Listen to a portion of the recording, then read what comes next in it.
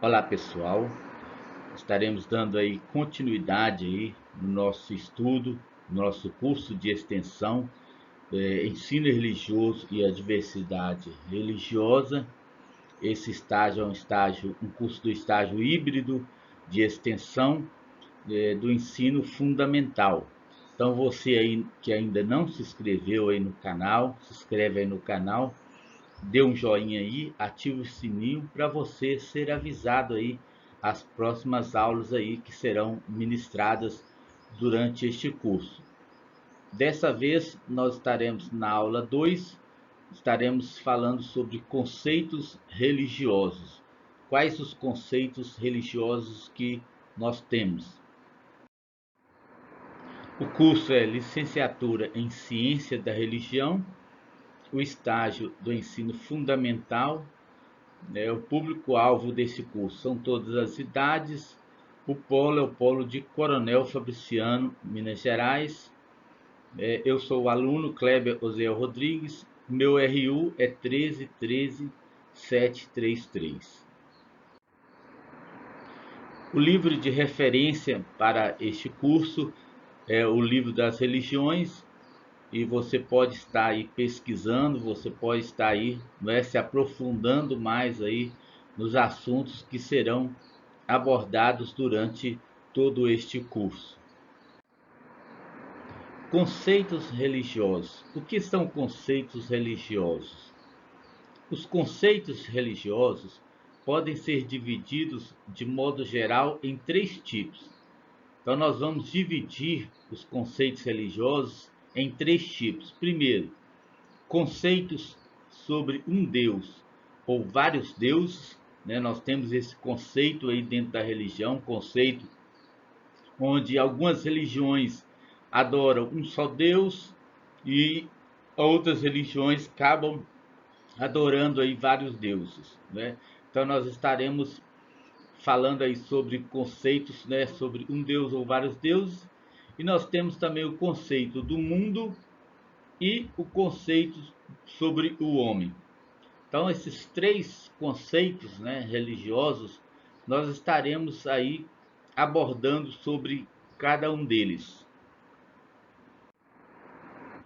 Vamos começar sobre o conceito de divindades, né, que é o conceito de deuses ou de vários deuses. E o primeiro conceito que nós vamos estar aí vendo aí, em relação ao conceito da divindade é o monoteísmo. O que é o monoteísmo? É a crença que prevalece na maioria das grandes religiões ocidentais, é o monoteísmo. Isto é, a convicção de que existe um só Deus. Então, o monoteísmo, ele é a convicção de que existe um só Deus. Então, esse é o conceito de monoteísmo. São religiões que acreditam que existe um só Deus, não é? E isso faz parte aí da crença, né, das grandes religiões aí ocidentais, né? Elas acreditam que existe um só Deus. Então, há exemplos em muitas religiões de que o monoteísmo nasceu como reação à adoração de vários deuses, o politeísmo. Muitos alegam que o monoteísmo ele se originou aí do politeísmo. O Islã tem suas raízes numa renovação ou reforma da antiga religião dos nômades árabes, a qual possui numerosos deuses tribais. Então, a religião do Islã já é uma religião que acredita em vários deuses, não é? Originou ali, né, dos nômades árabes e, e eles acreditam aí, né, na existência de vários deuses. Então, esse é um conceito, né, do politeísmo, a crença de vários deuses. Mas dessa vez estamos falando sobre o monoteísmo, que é a crença em um só Deus. E aí tem como aí adepto, né, várias religiões aí ocidentais desse tipo de ideia e de conceitos. A monolatria. O que vem a ser a monolatria? A monolatria é uma crença situada a meio caminho entre o politeísmo e o monoteísmo, ou seja, fica ali no meio, né? Entre a adoração a vários deuses, conceito de adoração a vários deuses, e o conceito de adoração de um só Deus. Então fica nesse meio do caminho aí. Implica a adoração de um único Deus, sem negar a existência de outros. Então a monolatria ela difere do politeísmo e do monoteísmo. O politeísmo é a crença em vários deuses. O monoteísmo é a crença em um só Deus. Mas a monolatria, ela acredita em um só Deus, mas também não deixa de acreditar em vários deuses, na existência de vários deuses, né? Então ela fica nesse meio termo aí dos dois extremos. Um Deus é escolhido entre vários, né? Então, nessa existência de vários deuses que ela também acredita, ela acredita em um só como um norte, um rumo a ser adorado. Por exemplo, na religião germânica, se podia escolher entre Thor ou Odin, aquele em que tivesse total confiança. Aqui, a teoria fica em segundo lugar. O importante não é saber se determinado Deus existe ou não, mas se ele é cultuado. Existem hoje exemplos de monolatria no hinduísmo. Então, o que a monolatria ela acredita, né? Ela fica nesse meio termo entre o politeísmo e o monoteísmo. Ela, dentre esses vários deuses que ela acredita também que existe, ela escolhe um deus, né, em que ela tem assim a maior confiança, seus seguidores têm a maior confiança, sem, portanto, negar a existência de outros deuses, né? E aí nós vemos aí exemplos, né, de monolatria no hinduísmo. E agora o politeísmo. Em religiões que possuem diversos deuses, é comum estes terem funções distintas, bem como esferas definidas de responsabilidades. A criação de animais e a pesca, o comércio e os diferentes ofícios, o amor e a guerra podem ter seus próprios deuses. O mundo dos deuses, com frequência, é organizado da mesma maneira que o dos homens, numa família ou num estado. Então, no politeísmo, né, o que eles acreditam, né? Eles possuem diversos deuses, né? Essa é a característica do politeísmo. É acreditar, né, em vários deuses. Vamos melhorar isso aqui. Então, o politeísmo, né? Eles possuem vários deuses, né? É, e esses deuses, eles vão assim se dividir em funções, né? Funções distintas, em responsabilidades diferentes. Então, no politeísmo, eles acreditam, por exemplo, em um Deus que controla, né, toda a criação, né, que controla os animais, que controlam a pesca. Eles também acreditam em outro Deus que controla aí, né, que vai controlar aí o comércio, né, e os diferentes ofícios. Eles também acreditam, né, num outro Deus que controla o amor, né? Tem um outro Deus que ele vai controlar a guerra, né? E eles se dividem nessas responsabilidades, né? É, a crença do politeísmo, eles têm essa peculiaridade, né? Eles acreditam em vários deuses, mas cada um deus assume uma responsabilidade.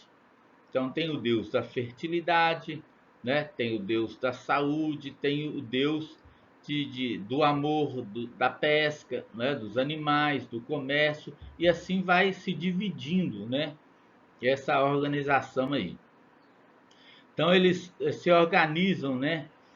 O politeísmo se organiza da mesma forma que os homens se organizam. Então eles têm essa crença, né? Como os homens se organizam aí dentro de famílias aí, né? Um modelo familiar, um modelo também de Estado. Então o politeísmo também acredita nessa organização aí desses deuses, né? Então é importante a gente observar aí, né, a diferença, né, que nós vimos no monoteísmo, que é a crença em uma só divindade, em um só Deus que controla todas as coisas. Né? O monoteísmo ele tem essa característica, né, de um Deus que controla todas as coisas, que domina sobre tudo, que organiza tudo. O politeísmo já é um outro extremo. Eles já acreditam em um Deus para cada tipo de coisa. Então é por isso que essa facilidade, né, de muitas religiões em aderir o politeísmo é na questão deles acreditarem que fica mais fácil para um Deus cuidar de uma só coisa, de uma só área, né? É, é claro que dessa forma, eles acabam diminuindo aí o poder dos deuses, né? O poder que eles acreditam no Deus, porque se um Deus ele não é capaz de agregar tudo, de cuidar de tudo, de gerenciar tudo, é porque com certeza ele não tem essa competência segundo essa crença.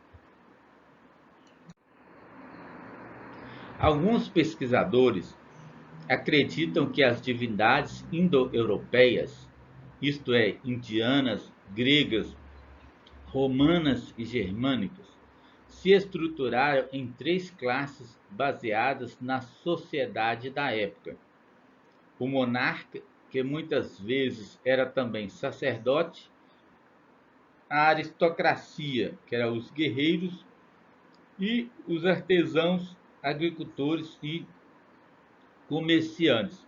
Né? Então, dentro do politeísmo, né, muitos pesquisadores chegaram a essa definição, né, que as divindades, né, elas se estruturavam, elas se dividiam nesses três tipos, né, de estruturas. O monarca é aquele que era o maior, o sacerdote, né, a aristocracia são aqueles que são os guerreiros, são os deuses guerreiros, e os artesãos, né, agricultores e comerciantes, o que cuidavam dessa área, né? Então esses pesquisadores, né, que eles acreditavam nessas divindades, né, indo-europeias, são os indianos, os gregos, os romanos e os germânicos. Eles acreditavam dessa forma, nessa estruturação aí, né, das suas sociedades, né?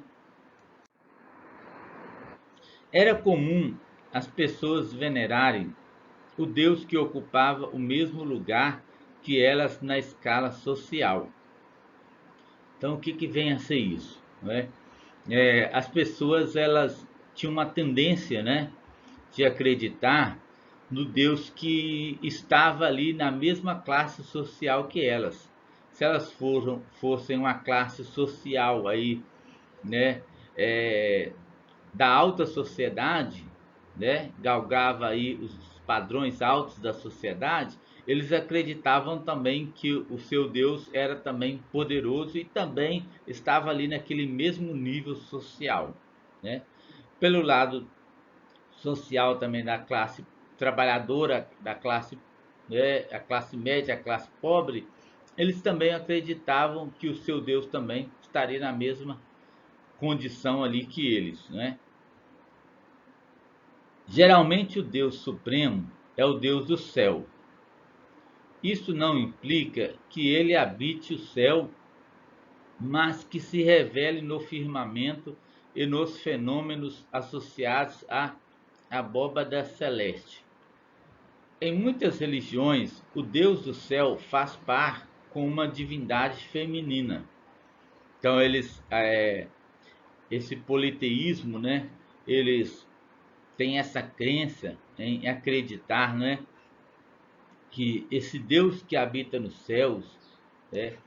Ele coabita com uma divindade feminina.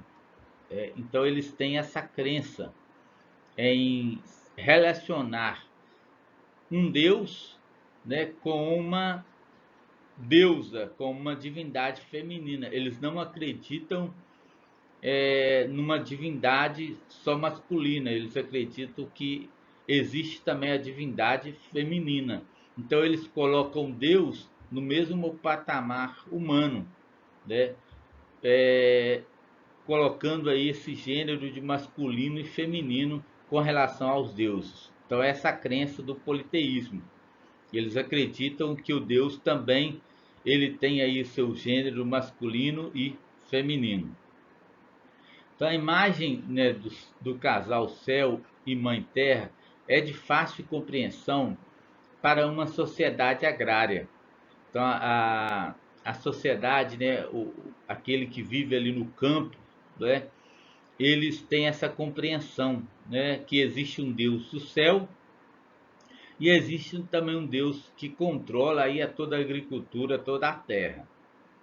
A terra é fértil e dá o alimento ao homem, mas só depois de receber sol e chuva do céu. Então é essa crença deles, né? Que como a terra produz, né, os alimentos, como a terra produz aí, né, aquilo que gera dela ali, ela só é possível acontecer isso mediante a uma intervenção do céu, né? Há uma intervenção aí na questão do sol e da chuva. Então existe um Deus aí que controla, né, essas situações aí, né, no céu, e existe também esse Deus aí que controla a situação na terra, na terra. Essa é a crença aí do politeísmo. Além dos deuses reis, familiares para nós, porque se encontram na mitologia clássica e na germânica. Há uma grande quantidade de deuses menores e espíritos em volta de nós, que são patronos de determinadas doenças ou de certas profissões. Então, dentro também dessa crença do politeísmo, né, nós podemos destacar que eles acreditam, né, em deuses dominadores, em deuses reis, não é? E familiares também, né? Aqueles deuses menores, né? Eles acreditam nos deuses reis, mas também eles acreditam nos deuses menores, né? Com menos poder, com menos ação, né? Com menos domínio. E eles acreditam também em espíritos que giram em torno das pessoas, que ficam como assistente das pessoas, né? Cuidando que cuidando das doenças, né? E cuidando também das profissões. Então essa é a crença aí, né, do politeísmo, né? Eles fazem essa divisão aí na questão do poderio aí dos deuses. Então deuses reis, aqueles deuses dominadores e os deuses menores, né? E também eles acreditam aí também dentro desses deuses menores espíritos, né? Que ficam aí como assistente no caso de determinadas doenças e também no caso de algumas profissões, né, que cuidam aí de determinadas profissões. Então, essa é a crença também que gera aí em torno desse politeísmo, né? São deuses dominadores, mas são deuses também que são aí dominados, né? Que ficam aí sob domínio dos deuses maiores e esses também espíritos que aí auxiliam aí nesses casos aí de doenças e de muitas profissões aí.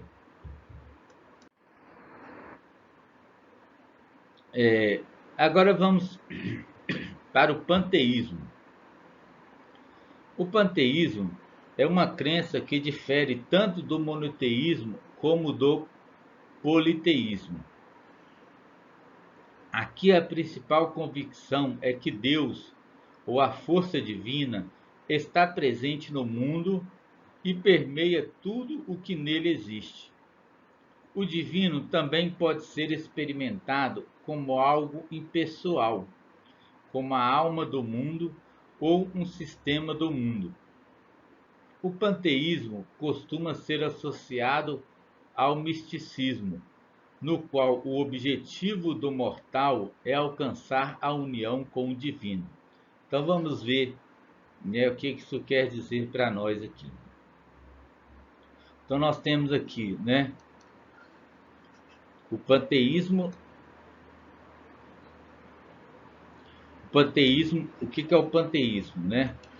Ele é uma crença, né? Vamos sublinhar aqui para a gente entender melhor. Ele é uma crença que difere tanto do monoteísmo, né? O que é o monoteísmo? É a crença em um só Deus, né? E também do politeísmo, que o politeísmo é uma crença em vários deuses. Então, o panteísmo ele difere desses dois extremos, um que acredita em um só Deus e um que acredita em vários deuses. E aí nós vemos, né, aqui a principal convicção, o que eles pregam, né, qual que é a crença do panteísmo. A principal convicção deles é que Deus, ou a força divina, está presente no mundo e permeia tudo o que nele existe. Então, o panteísmo, eles têm essa convicção de que esse Deus, né, ele está presente no mundo e ele controla tudo, né, que existe no mundo. O divino também pode ser experimentado como algo impessoal, né, como a alma do mundo ou um sistema do mundo. Então, o que o panteísmo ele acredita? Que esse ser, né, divino, esse Deus, ele pode ser experimentado, né, como algo impessoal, né? Ele pode ser experimentado como algo impessoal, né?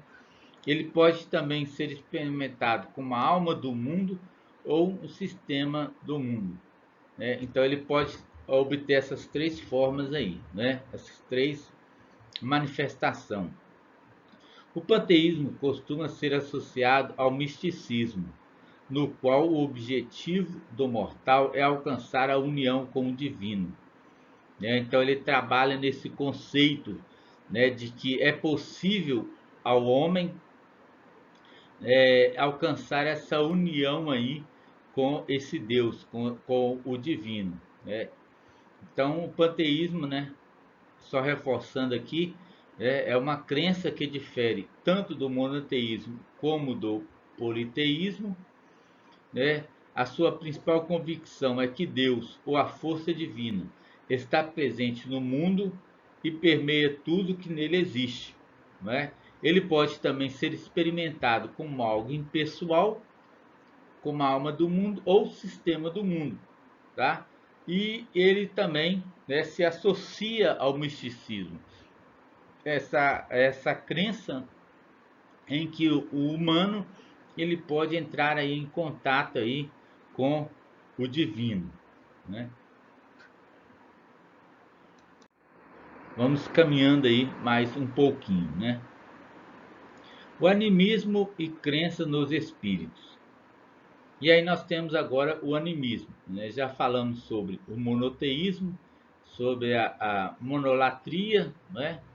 Sobre o politeísmo, o panteísmo e agora o animismo e a crença também nos espíritos. Em muitas culturas prevalece a crença de que a natureza é povoada de espíritos. Isso se chama animismo, da palavra latina animus, que significa alma e espírito. Em certa época, os historiadores da religião pensavam que o animismo havia sido a base de toda a religião e que mais tarde ele se transformou via politeísmo em monoteísmo. Mas essa é apenas uma teoria. O que é certo é que o animismo impera em várias sociedades. Então nós vemos que, é, vamos destacar aqui, né, em várias culturas, né, cada uma tem aí o seu tipo de pensamento, né? Então em muitas culturas eles prevalece a crença de que a natureza ela é povoada de espíritos, né? Deixa eu acertar aqui que não ficou muito legal. A natureza, né? Eles acreditam que a natureza ela é povoada de espíritos, né? Então essa crença, né, de que a natureza ela é povoada de espíritos, aí vai se chamar, né, essa palavra aí, vamos destacar aqui, né, é o animismo, né? Então essa crença de que a natureza ela é povoada de espírito se dá o nome de animismo. Então o que é animismo, né? A palavra latina animus, que significa são a conjunção de duas palavras, uma união de duas palavras, formando essa palavra animismo, né? Alma, né, e espírito. Então ele tem esse significado. Em certa época, né, os historiadores, aqueles que pesquisavam sobre as religiões, eles pensavam que o animismo havia sido a base de toda a religião.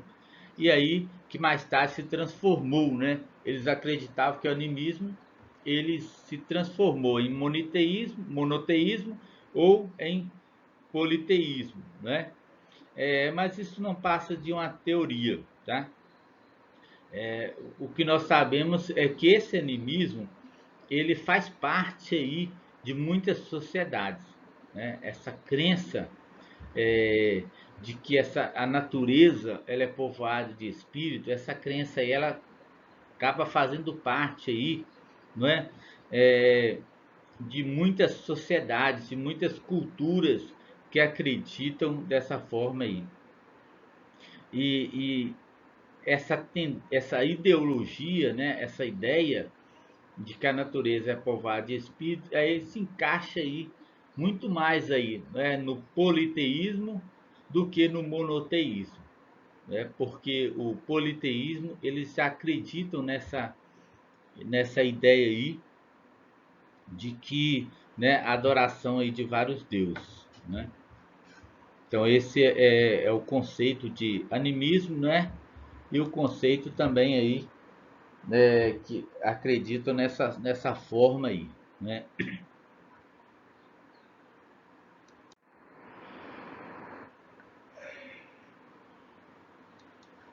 Continuando aí sobre o animismo, em nossa própria cultura, a noção de espírito está presente em muitas criaturas relacionadas com as forças naturais, espírito das águas, duendes, fantasma e sereias.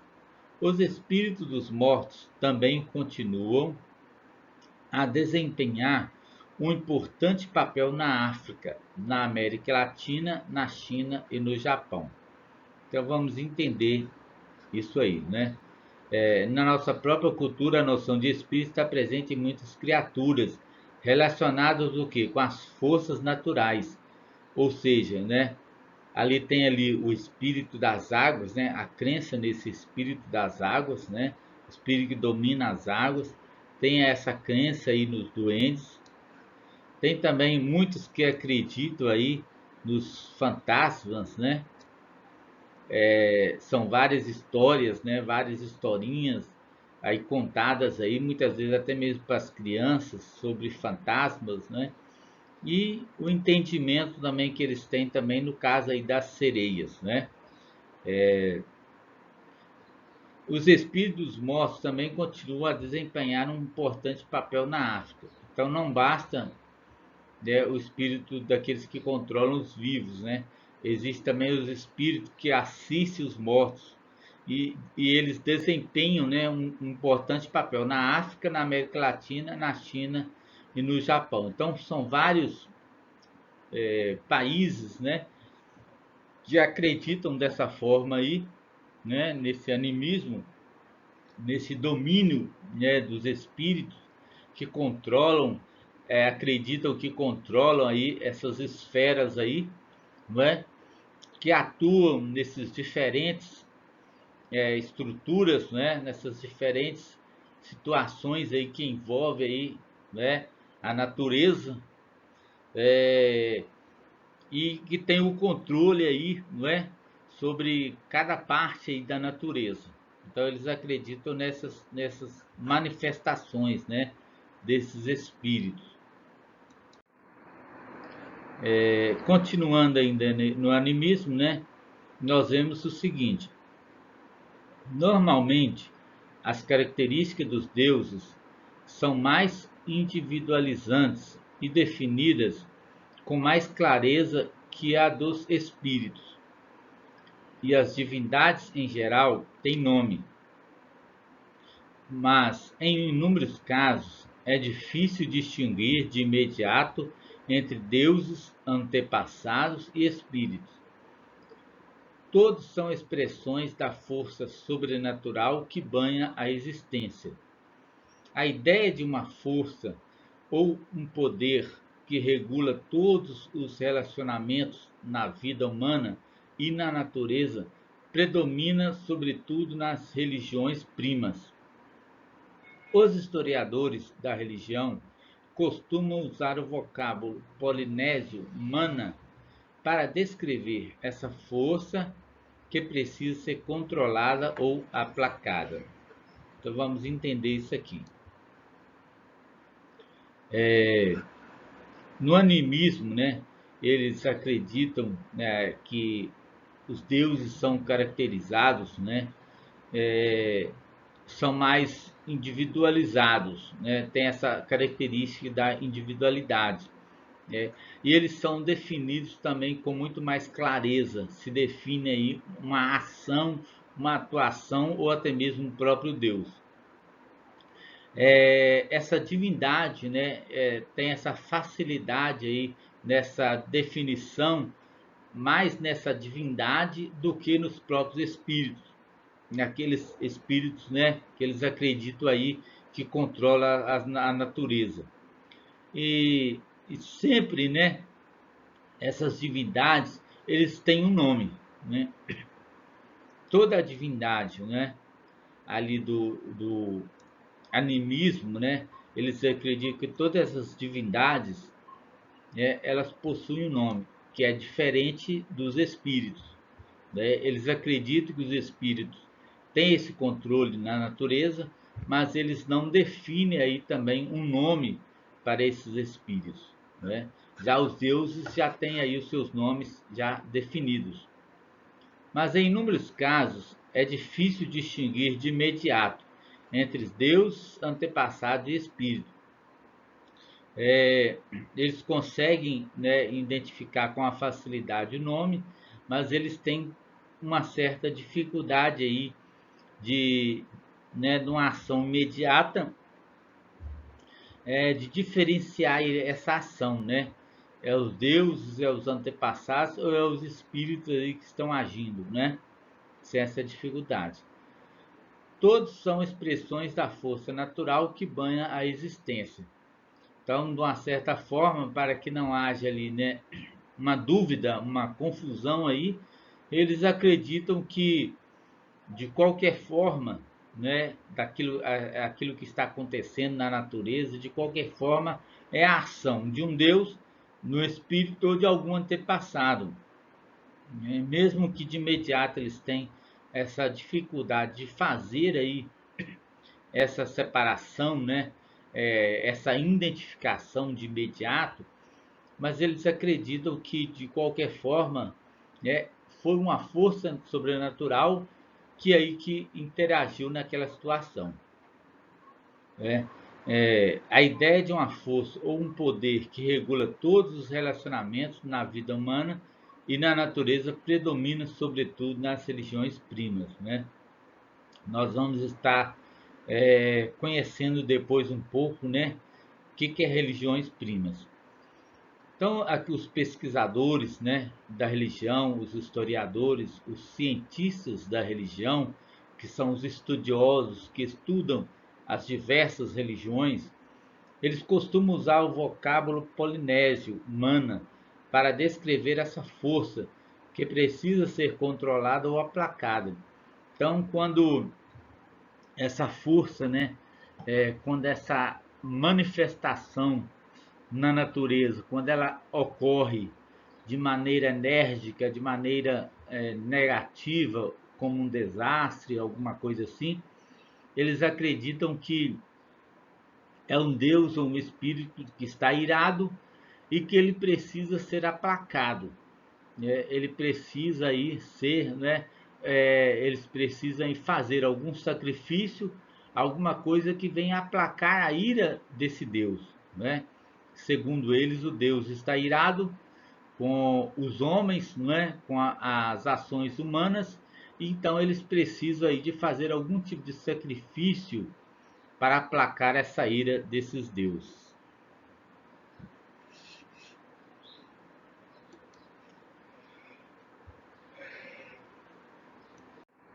Continuando aí, né? Nós vemos aí o conceito aí de divindades, né? E nós vamos agora passar aí para o conceito de mundo, né? Que eles, né? Qual o conceito que as religiões elas têm aí com relação ao conceito de mundo? No conceito da divindade, nós vemos aí, né, o monoteísmo, nós vemos aí o politeísmo, nós vemos aí a monolatria, nós vemos aí também o animismo e o panteísmo. Nós vemos esses 5 conceitos da divindade. Agora nós vamos estar vendo um pouquinho o conceito de mundo. Tá? O que as religiões elas acreditam, né, nesse conceito aí de mundo. Um conceito de mundo bastante comum é que a Terra foi criada ou formada por um ser primordial ou por uma matéria primordial. Então, no conceito de mundo, algumas religiões acreditam, né, tem essa ideia comum, né, ou por que não dizer todas as religiões têm essa ideia comum de que a Terra ela foi criada, ela foi formada por um ser absoluto, né, por um ser superior, né, por um ser supremo.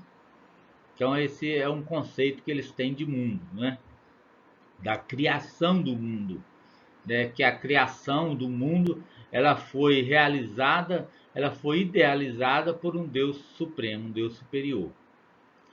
A mitologia nórdica conta a história dos deuses que mataram Ymer, o gigante da montanha, e do seu corpo formaram um mundo. Né? Então, essa mitologia, né, vamos destacar aqui, né,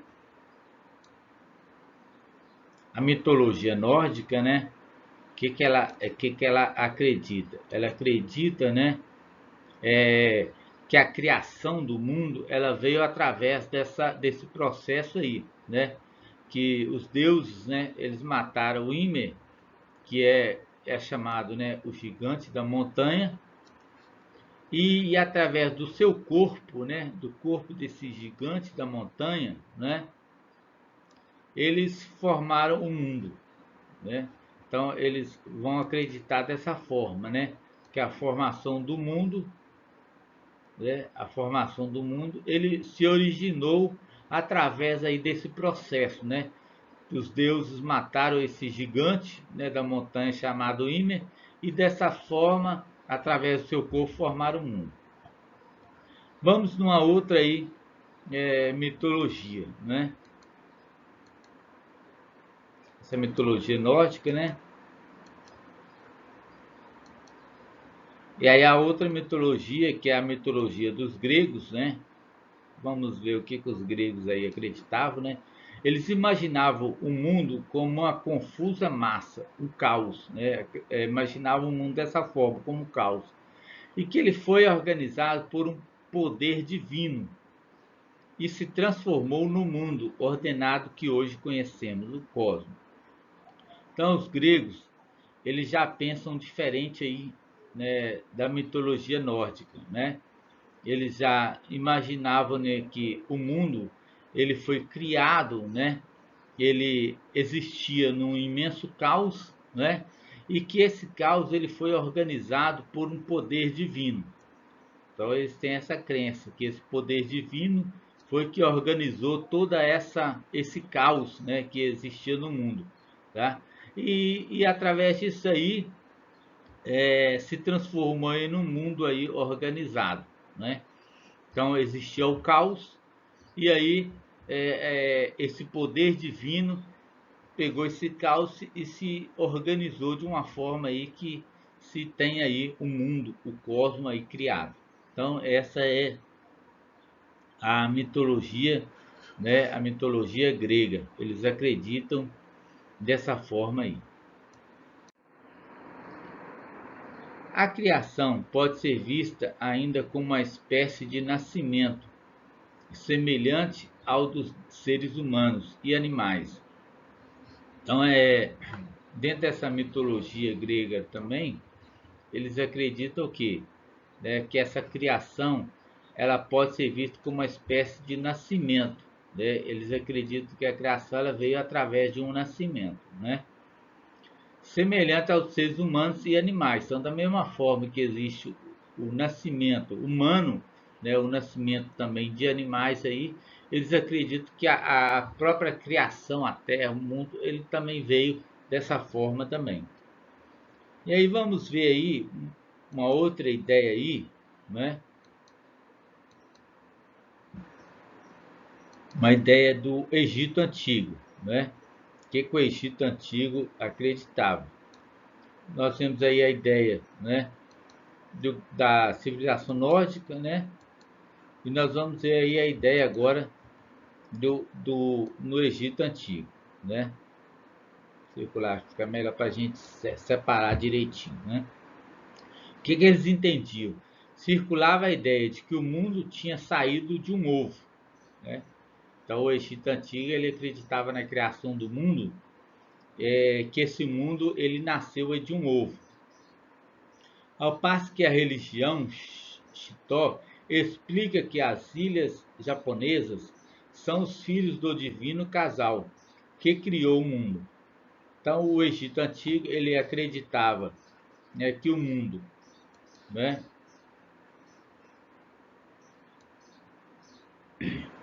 eles tinham saído de um ovo. E aí nós temos é, uma outra religião, né, uma religião que é o Shinto, que eles têm essa crença, né? Eles explicam que nas ilhas japonesas, né? Elas são os filhos do casal, do divino casal que criou o mundo. Então eles têm essa crença também que é diferente também, né?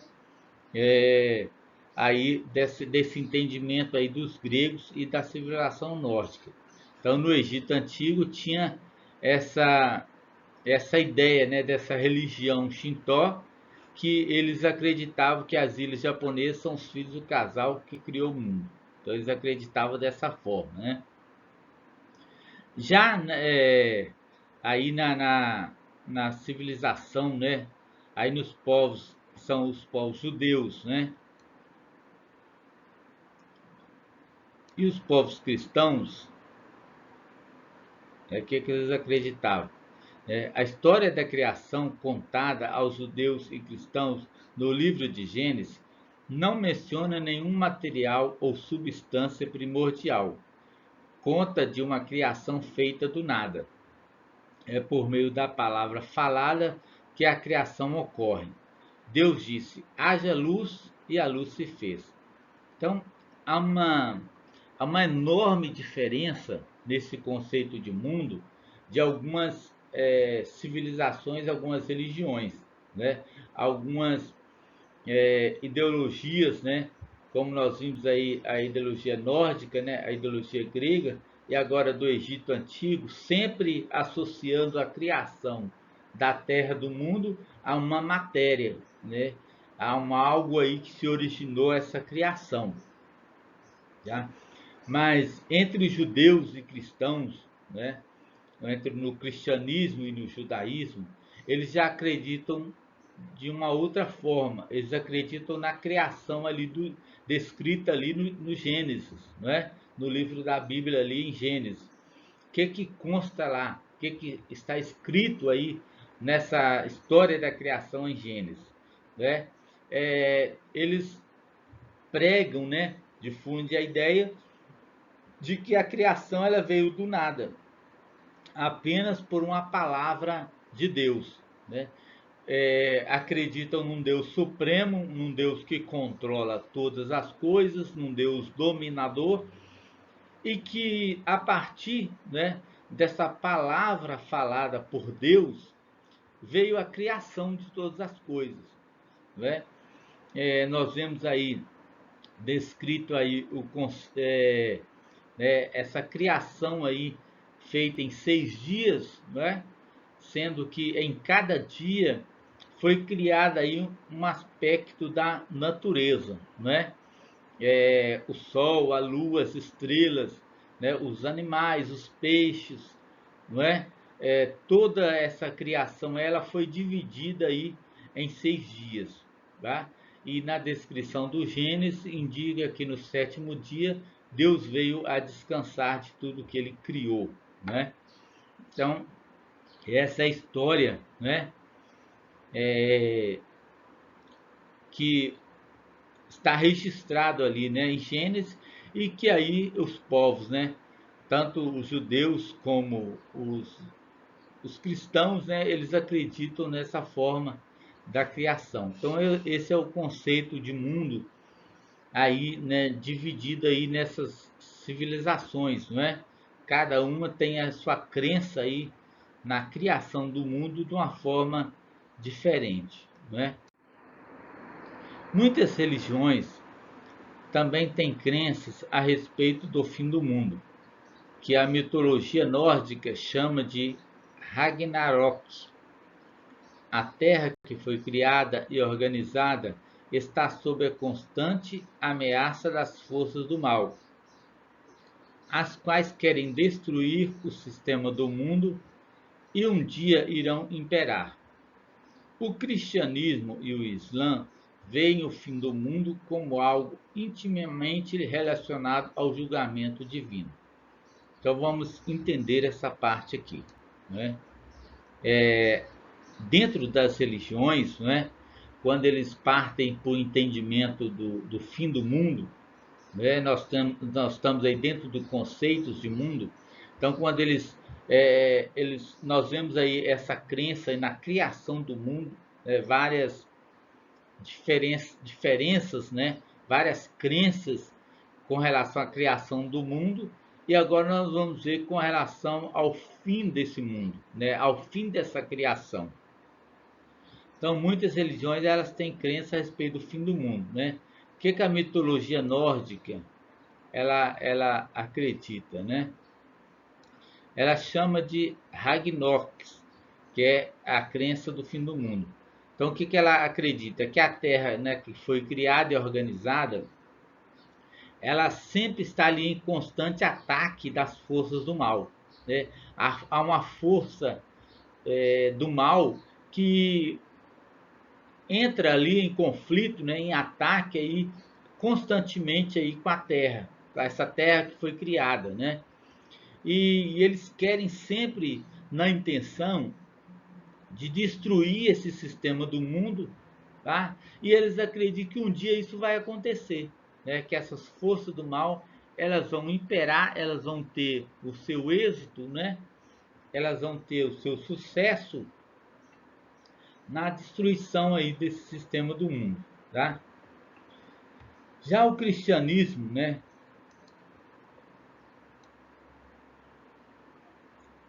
cristianismo, tá? E o Islã, qual a forma que eles enxergam isso aí? Eles enxergam, né, que o fim do mundo é, ele vai estar relacionado com um julgamento divino. Então, diferente, não é? Diferente da mitologia nórdica, que eles acreditam que há uma força do mal, né? Há uma organização do mal que atacando diretamente, né, a terra, a natureza, trabalhando na sua destruição e que um dia, né, eles vão ter êxito nessa missão, nessa tarefa deles. Diferentemente disso, o cristianismo e o islamismo eles já associam o fim do mundo, né, com um julgamento divino, que o fim do mundo vai acontecer porque através de um julgamento, né, onde Deus, né, o ser supremo, ele vai trazer aí a existência de um julgamento. E aí, a partir desse julgamento, se dará aí o fim do mundo, o fim de todas as coisas, né?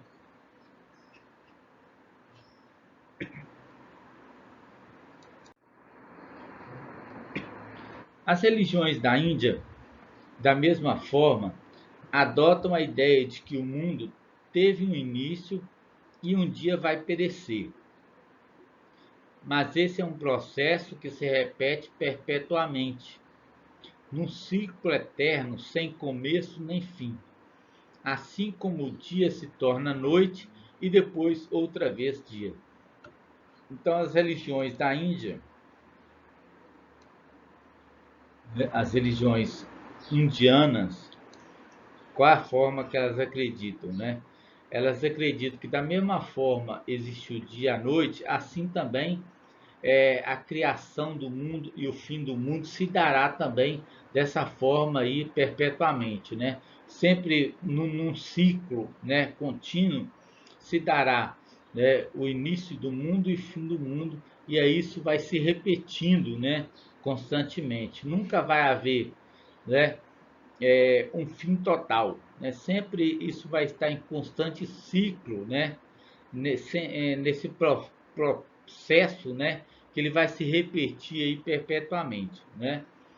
E aí eles comparam, né? Esse processo aí como aí a origem da noite e do dia, né? Sempre tendo um dia, sempre tendo a noite, e aí eles acreditam também que a ideia de fim do mundo também está associado também dessa forma aí, né? E agora o conceito de homem. Então nós vimos aí o conceito de divindade, né? Nós vemos aí 5 particularidades, 5 tipos de crenças, né? Que acreditam nesse conceito da divindade. Nós vemos também o conceito aí, né, de mundo, que as religiões elas acreditam tanto na criação quanto também no fim desse mundo, né? E o conceito de homem. Agora, por final, nós vamos aí estar vendo o conceito de homem. Com relação à criação do homem, o que as religiões acreditam aí nessa criação do homem? A maioria das religiões acredita que o homem foi criado por Deus, que suas origens são divinas. Nesse contexto, com frequência se fala da alma do homem, termo que tem conotações diferentes em culturas diferentes. Então, o que é consenso, o que é comum, né? Na maioria das religiões, né? O que é comum na maioria das religiões é essa crença, né? De que o homem, o ser humano, ele foi criado por Deus, né? A maioria acreditam dessa forma, tá? As suas origens são divinas. E aí, nesse contexto de criação, eles fazem referência, né, à alma do homem, que é um termo bastante aí utilizado, né, em várias culturas.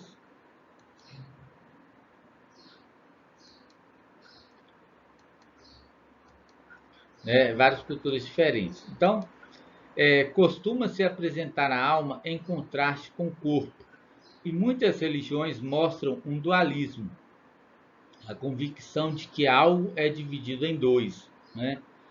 Ensinando que o corpo é temporal e a alma divina. Então eles acreditam nesse dualismo, né? A alma ela é eterna, ela é divina, né? E o corpo aí, esse conceito de corpo aí, ele é um conceito temporal, né? Um dia ele vai se findar. Um conceito diz que a alma desce de um mundo superior e passa a habitar um corpo. Então eles acreditam nessa criação do homem, não é que desce uma alma, né? Essa alma ela vem de um ser superior, né? Que passa aí designar essa alma aí para um corpo, né? Aí ela se sente trancada, aprisionada pela matéria e anseia por retornar às suas origens eternas.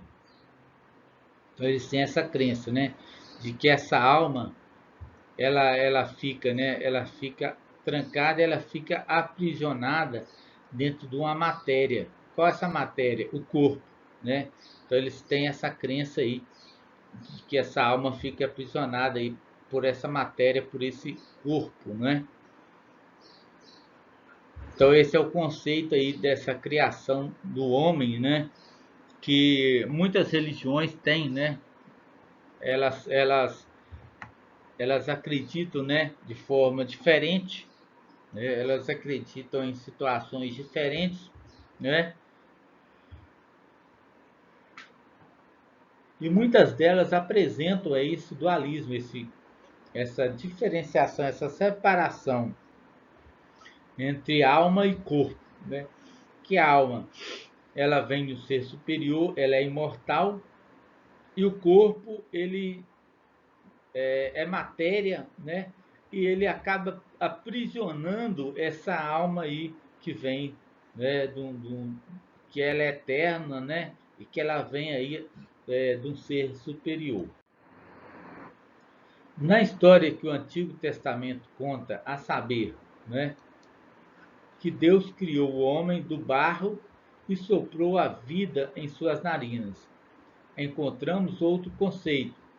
Na, na antiga tradição judaica, o homem é visto como um todo. Corpo e alma estão intimamente ligados e ambos são obras de Deus. Então nós vemos aí, né, na religião do cristianismo, né, contada na história do Antigo Testamento, que é contado, né, que Deus criou o homem do barro, né, Deus fez o homem do pó da terra e soprou nele ali a vida nas suas narinas, né? Então esse é o conceito que existe aí da criação do homem no cristianismo. O cristianismo ele vai acreditar aí dessa forma, né? Nessa criação do homem dessa forma, né? Que houve essa criação, mas é que essa criação ela veio aí através de uma ação de Deus que pega o barro, forma o homem ele do pó da terra e sopra ali a vida, né? Ali nas suas narinas, tá? E temos também um outro conceito. Esse outro conceito ele é existente aí na tradição judaica, né? O que é essa tradição ela vem falar, vem abordar, né? Que o homem ele é visto como um todo.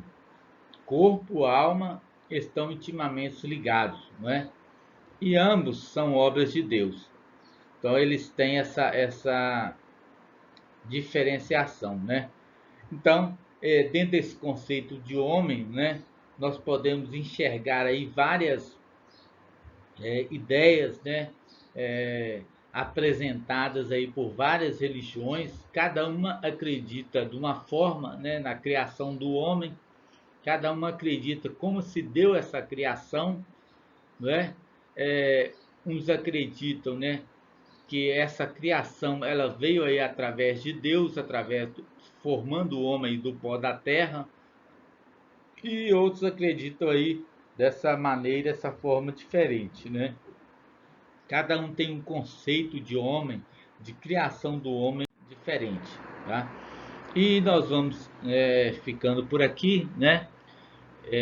Você aí, né, que não se inscreveu aí no canal do YouTube, aí, se inscreva aí, para você aí conseguir aí, né, acompanhar as próximas aulas. Nós falamos aí, né, sobre esses conceitos aí, né, conceitos de divindade, conceitos de mundo, conceito do homem, e nós estaremos aí, né, na próxima aula aí, prosseguindo aí com esse curso de extensão.